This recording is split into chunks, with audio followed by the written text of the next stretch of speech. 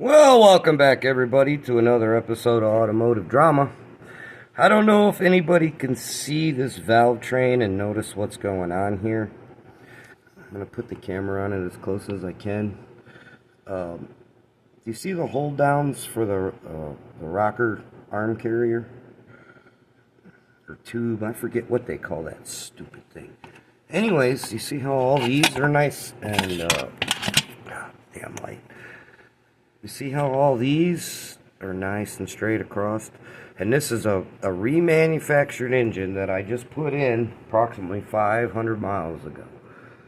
Thank God he didn't drive any farther.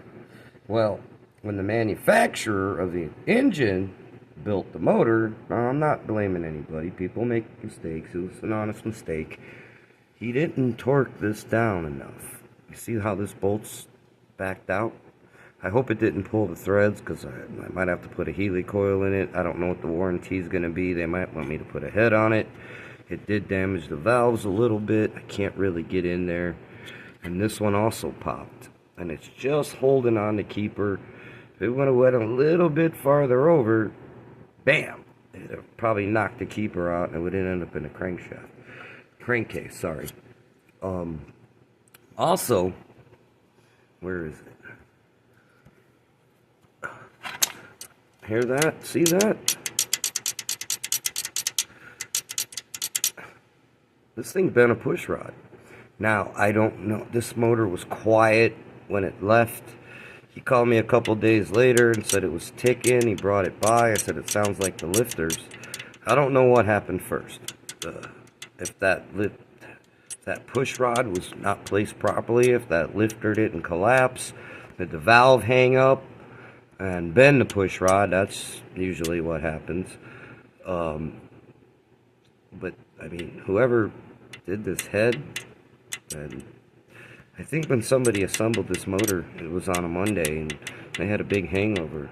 They were just pissed off at the company and getting ready to quit, because I mean, when you build motors, you double check everything, sometimes triple check when you put it all together. You put it together, you look over it, you retorque, recheck, and then at least twice. And that way you know the motor's the way it's supposed to be. Same thing with transmissions. When I put those together, you gotta, you know, everything you put together, all the clutch packs, everything, you put it in, you test them before you put everything back together.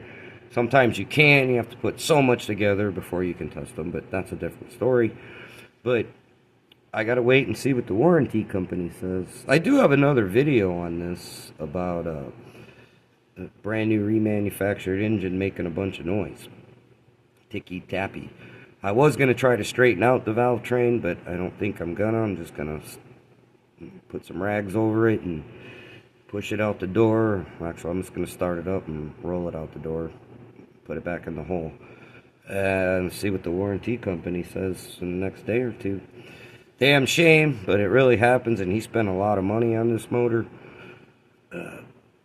He saved money, but he spent a lot of money, and I saw the motor when it was, you know, came out of the crate.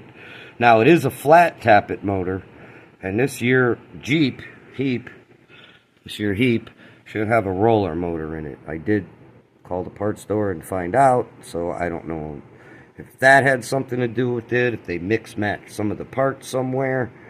I gotta talk to them. They're probably gonna send me the valve train parts, and I'm gonna try to fix the valve train and then go from there, I guess. Or I gotta put a head on it, and hopefully not a camshaft. I pull the head, I'll know if the cam's any good or not. At least I'll be able to look at it, sorta, but I should be able to see the lobes pretty good once I pull the head and lifters out of it. But anyways, like always, likes are nice, subscribes are better, questions, comments, feel free. Thanks for tuning in, and if you've watched this far, take that muscle, give it a little exercise, hit the like button, hit the subscribe button, and ring the bell so you can watch more videos. Thanks again for tuning in, and have a good night, my friends.